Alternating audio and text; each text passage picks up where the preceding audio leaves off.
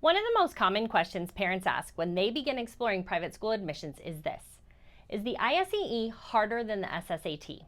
Sometimes the question is asked very directly. Parents simply want to know which test is more difficult. But underneath that question, there is often a deeper concern. Because once families begin researching private school admissions, they quickly discover that many schools either require the ISEE or the SSAT as part of the application process. Parents begin hearing unfamiliar terms, percentiles, testing windows, score reports, and very quickly, the conversation around admissions can start to feel much more technical. So families begin by asking a very understandable question: which test is harder? Because in the minds of many parents, the answer seems like it should make the decision easier. If one test is easier, perhaps that's the one their child should take. But the reality is usually a little more complicated than that.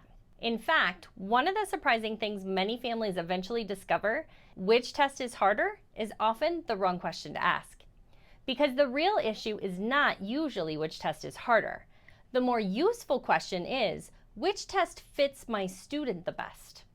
Today we're going to look at how the ISEE and SSAT actually compare and why the differences between these exams sometimes surprise families once they begin looking more closely. In this video, we'll explore how the ISEE and SSAT are structured, why families sometimes misunderstand how the two tests compare, and how to think about testing strategy more clearly when planning for private school admissions. Because once families understand how these exams actually work, the testing decision often becomes much less confusing. Welcome to Admissions Insights. I'm Crystal Stone. Each week, I share reflections and patterns I'm seeing from families navigating private school admissions so you can approach the process with more clarity, confidence, and calm. Because when families are trying to figure all of this out on their own, the process can feel confusing very quickly.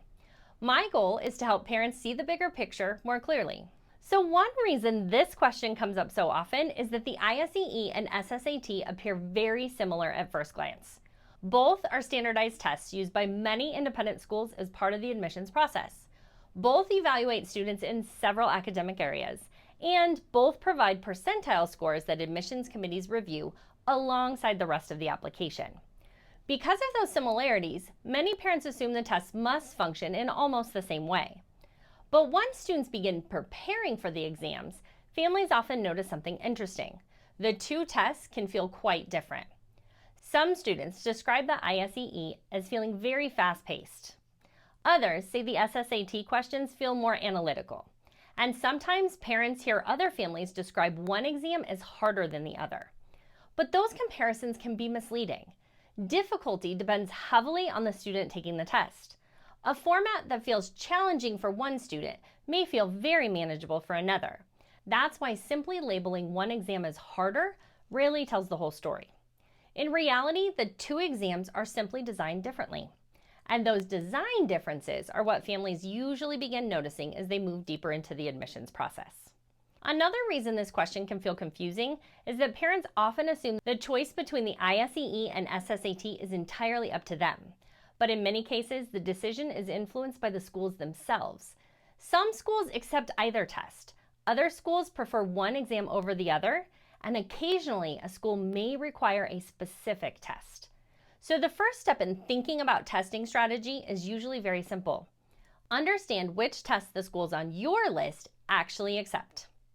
Once families know that, the next step becomes evaluating which exam might suit the student the best. And that's where the conversation becomes much more interesting. Because when students begin preparing for these exams, families often discover that the two tests approach academic skills in slightly different ways. Some students feel more comfortable with one testing format. Others prefer the structure of the other. This is why testing strategy is rarely about identifying the easier test. Instead, it's about identifying the test where the student can demonstrate their strengths most clearly.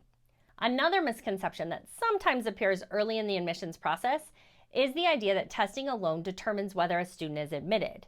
But private school admissions committees evaluate applications using a much broader perspective. Testing is simply one part of the overall structure.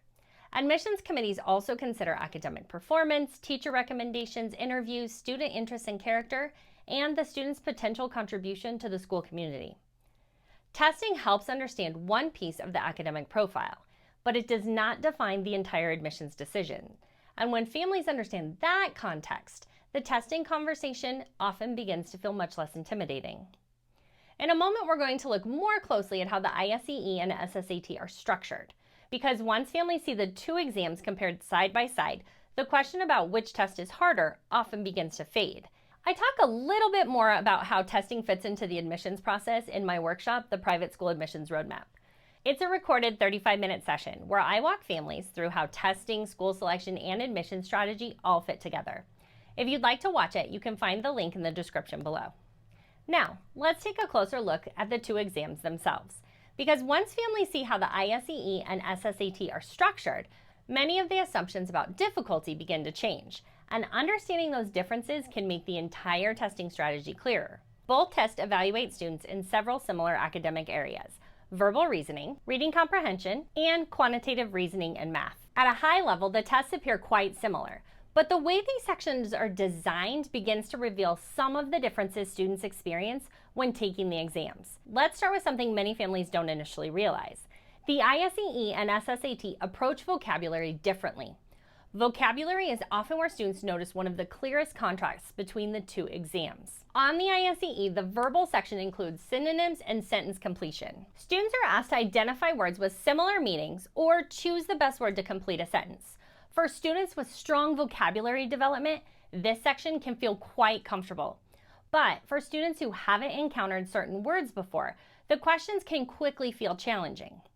The SSAT, on the other hand, also tests vocabulary, but the structure of the questions is slightly different.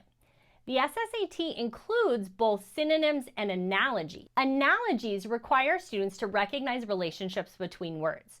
For example, a question might ask students to complete a relationship like bird is to nest as bee is to blank.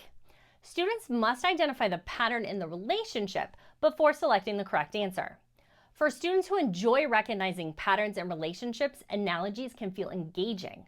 For other students, this type of question can feel unfamiliar at first. Neither format is inherently harder. They simply evaluate language skills in different ways. And some students naturally feel more comfortable with one style of question than the other. Now, let's look at the math sections, because here again we see subtle differences between the exams. Both tests evaluate quantitative reasoning and mathematical problem solving. Students encounter questions involving arithmetic, algebraic thinking, and mathematical reasoning appropriate for their grade level. But one of the most important differences between the two exams appears in the answering strategy. The ISEE does not penalize students for incorrect answers. This means students are generally encouraged to attempt every question. If they are unsure, they can make their best guess without worrying that an incorrect answer will lower their score. The SSAT, however, includes a small penalty for incorrect answers. On the SSAT, students lose a fraction of a point for incorrect responses. Because of that scoring structure, students are often encouraged to skip questions if they truly have no idea how to approach them. This difference may sound small, but it can influence how students experience the exam. Some students prefer the freedom of answering every question without penalty. Others are more comfortable using a more strategic approach and skipping questions they're unsure about. Again, neither approach is inherently better. They simply reflect two different testing philosophies. Another difference students sometimes notice is the pacing of the exams. Some students describe the ISEE as feeling particularly fast-paced. In the ISEE, students need to move efficiently in order to answer as many questions as possible. The SSAT can still feel quick, but some students find the pacing slightly more analytical depending on the section. These pacing differences can influence how students feel during the test. Some students perform very well in fast-moving testing environments. Others prefer a slightly more measured pace that allows them to think through each question carefully. This is another reason simply labeling one test as harder rarely captures the full picture. The experience depends heavily on the student's learning style and comfort with the testing format. Another factor families sometimes overlook is the score reporting structure of the exams. With the ISEE, families receive the score report first and can then decide which schools should receive those scores. With the SSAT, scores are automatically sent to the school selected during registration. For some families, this difference can make the process feel slightly more flexible. Both exams, however, report results using percentiles, which show how a student performed relative to other students taking the exam. The percentiles are calculated differently because the testing populations for the two exams are not identical. That's one reason direct comparison between the tests can sometimes be misleading. Admissions officers understand these differences and interpret the scores within the broader context of the student's application. So families don't need to worry about trying to game the system by choosing the supposedly easier exam. Admissions committees are familiar with both tests and evaluate them accordingly. Next, we're going to talk about something many families don't initially realize when choosing between the ISEE and SSAT. There's actually a strategic decision involved. And understanding that strategy can help families approach testing with far more clarity. Because once families begin thinking about testing in a strategic way, the conversation shifts away from which test is harder and toward the more meaningful question: how can we create a testing plan that best supports the student? When families make testing decisions, it's rarely just about difficulty. They're about how the test interacts with the student's academic profile, their learning style, and the schools they're applying to. This simple framework helps families understand how testing decisions are usually made. The strongest testing strategy usually sits right at the intersection of these three factors. Every student approaches testing a little differently. Some students are very comfortable moving quickly through sections. They make decisions quickly and are willing to take educated guesses when they're unsure. Other students prefer to slow down and think through each question carefully. They may take more time analyzing the problem before selecting an answer. Those differences in thinking style can influence how comfortable a student feels with different testing formats. For example, some students appreciate that the ISEE does not penalize guessing. That structure allows them to attempt every question without worrying that an incorrect answer will reduce their score. Other students are very comfortable with the more strategic approach required on the SSAT, where skipping a question can sometimes be the smarter decision if the student truly has no idea how to approach it. Neither testing style is inherently better, but understanding how your child naturally approaches problem solving can help families choose the test where the student feels more confident. Now, let's look at the second factor in the framework: school requirements. Not every school accepts both exams. Some schools accept either the ISEE or the SSAT. Other schools prefer one test over the other, and occasionally a school may require a specific exam. This is why testing strategy usually begins with something very simple. Look carefully at the admissions requirements of the schools on your list. Once families know which tests their schools accept, they can begin evaluating which exam may be the best fit for their child. This step alone often removes a great deal of confusion, because sometimes the decision becomes much simpler once the school requirements are clear. The third factor in the framework is something families sometimes overlook: timing. Testing strategy is not only about which test to take, it's also about when the student takes the exam and how much preparation time they have. Some families begin preparing for testing several months before the application deadline. Other families begin thinking about testing much closer to the admissions timeline. That timing can influence the testing decision, because some students benefit from having the opportunity of taking the test more than once. For example, a student might take the exam early to gain familiarity with the format. We recommend taking your first exam sometime in May, and then the student may take it again later after additional preparation. Our recommendation is often in September. Many admissions offices are comfortable with students testing more than once, and in many cases, schools will consider the highest score or the strongest section scores. This flexibility allows families to approach testing with a bit more strategy and a bit less pressure. When families consider these three factors, student profile, the school requirements, and timing, the testing decision becomes much clearer. Instead of asking which exam is harder, families begin asking a much more useful question: which testing plan allows my child to demonstrate their abilities most clearly? Because ultimately, that's the goal of admissions testing. The test is simply one tool that allows admissions committees to understand a student's academic readiness. It's not designed to trick students, and it's not meant to create unnecessary stress for families.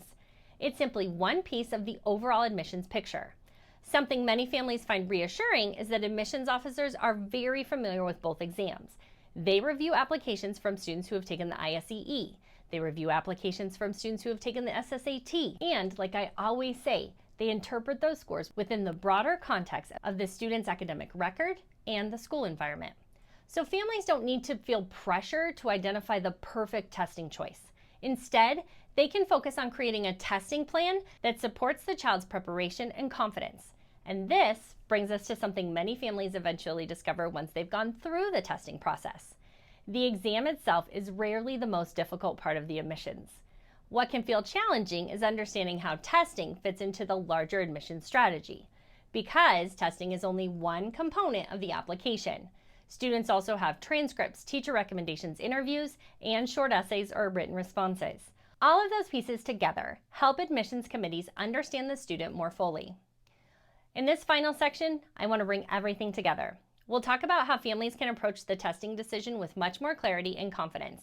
And I'll share one simple perspective that often helps parents feel calmer about the entire testing process. Now that we've looked at how the ISEE and SSAT compare and how testing strategy fits into the broader admissions process, let me summarize the most helpful way to think about this decision. The goal is simply to align these three pieces. First, families identify the schools they're considering. Each school has its own admissions requirements, including which tests they accept. Once families understand those requirements, the next step is looking carefully at the student. How does the student typically approach testing?